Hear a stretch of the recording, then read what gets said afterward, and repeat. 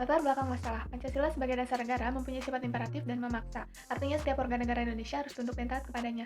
Namun esensi demokrasi terdapat dalam sila keempat Pancasila, yaitu kedaulatan rakyat yang dipimpin oleh hikmat kebijaksanaan berdasarkan pemusyawaratan atau perwakilan.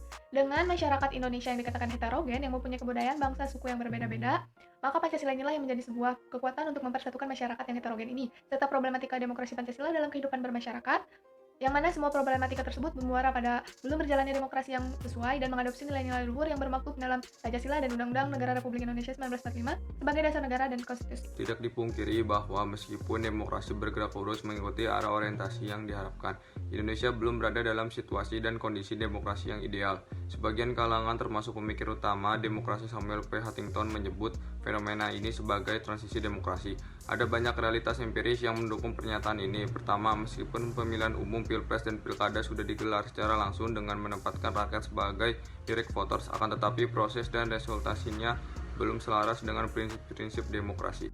Melalui kasus banyaknya pengangguran dan dibangunnya Freeport di Papua membuat masalah ketimpangan di Papua.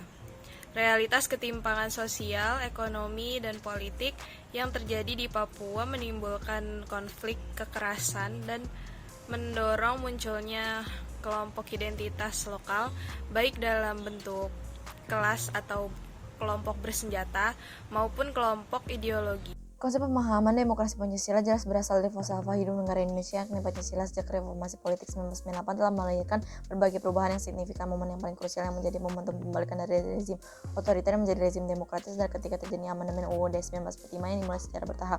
Munculnya konflik akibat pembangunan di Indonesia diawali sejak tahun 1990-an, masyarakat melakukan protes dan demokrasi kepada pemerintah atau proyek tertentu di lokasi tertentu. Wilayah bagian timur juga mengalami masalah perekonomian yang membuat masyarakat di wilayah timur menyuarakan pemisahan diri dari Indonesia. Banyak sekali problematika demokrasi yang dihadapi oleh Indonesia sejak proklamasi kemerdekaan 17 Agustus 1945 bahkan hingga kini. Dalam 4 kali amandemen UUD 1945 terdapat banyak sekali perubahan atau reformasi terhadap sistem politik dan sistem pemerintahan.